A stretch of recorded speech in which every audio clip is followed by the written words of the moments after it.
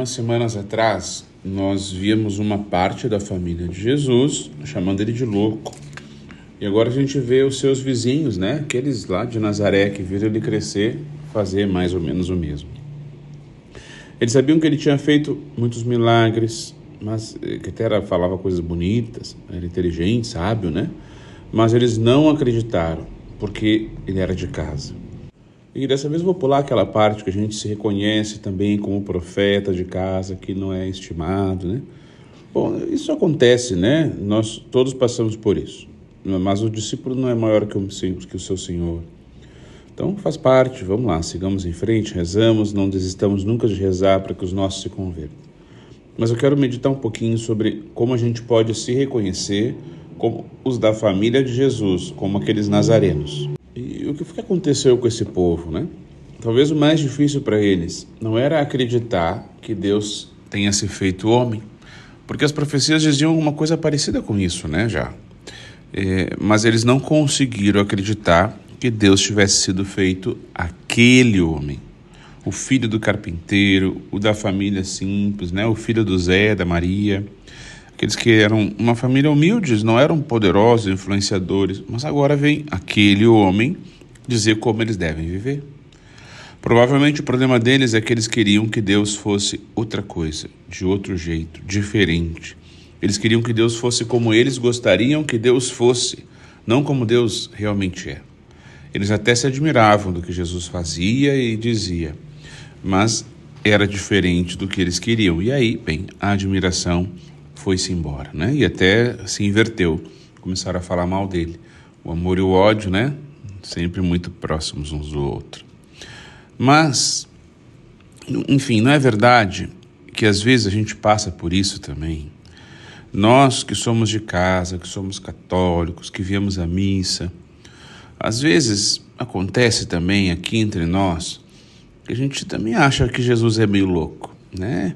E que a gente não quer o que ele quer. Nós não queremos muitas vezes o que ele quer, né? A gente ouve Jesus falar que se alguém olhar para outra pessoa com desejo, já peca. E aí a gente diz que é um exagero, loucura, moralismo. Hoje em dia não é mais bem assim, os tempos mudaram, né, padre? Às vezes aqui em casa, né, os que vêm à missa, eles não se confessam, dizem que não tem pecado, dizem que o padre também tem pecado, né, também é um pecador. Mas, bom, Jesus disse, os pecados que vocês, né, perdoarem serão perdoados, os que não perdoarem serão retidos.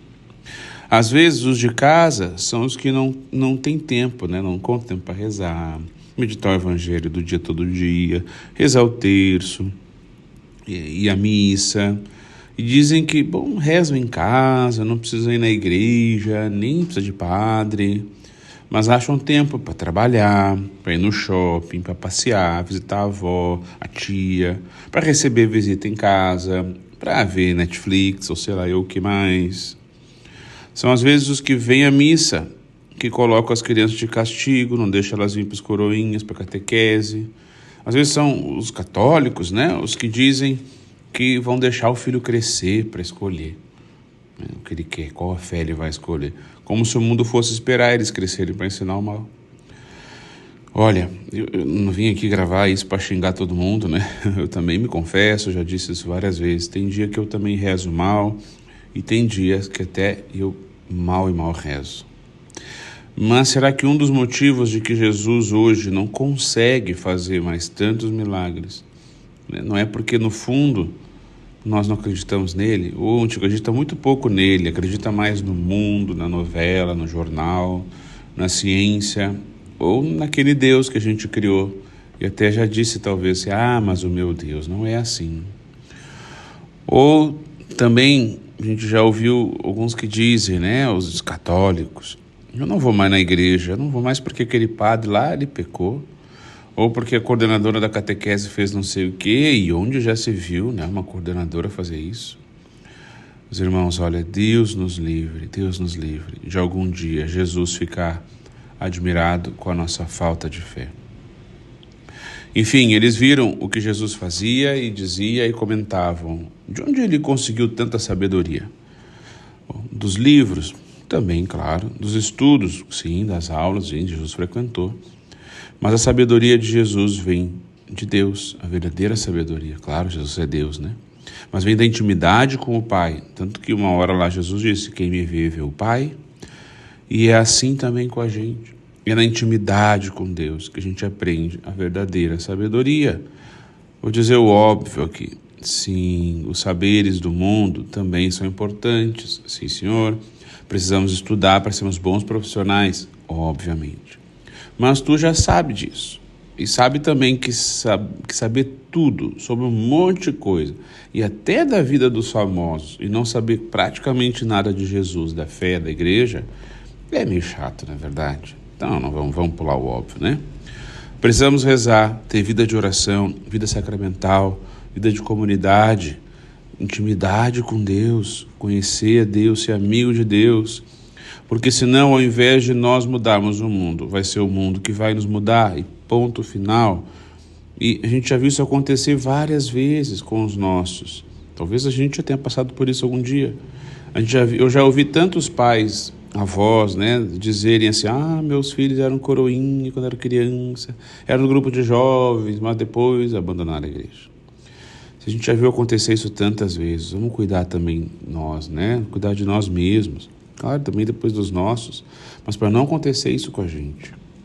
Porque nós somos fracos como São Paulo nos disse. Somos fracos, mas a força de Cristo habita em nós. É quando nós somos fracos e pedimos socorro a Deus, buscamos a Deus, deixamos Deus ser Deus na nossa vida e não o dinheiro, o prazer ou nós mesmos. Aí então nós somos fortes, porque a graça de Deus nos sustenta e nos eleva. Aí está a verdadeira sabedoria da vida. Saber que Deus nos ama e nos quer e que nós precisamos de Deus. Saber que temos uma vocação e a gente não vai ser plenamente feliz se a gente não viver essa vocação.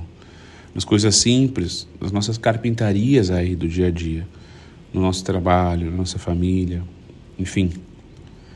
Nós também somos filhos de Maria, né? Como Jesus. Não é ele o filho de Maria? Sim, somos. Com muito orgulho. Ela é uma mãe poderosa, ela nos cuida, ela nos ajuda e ela também nos quer santos. Recorramos a ela.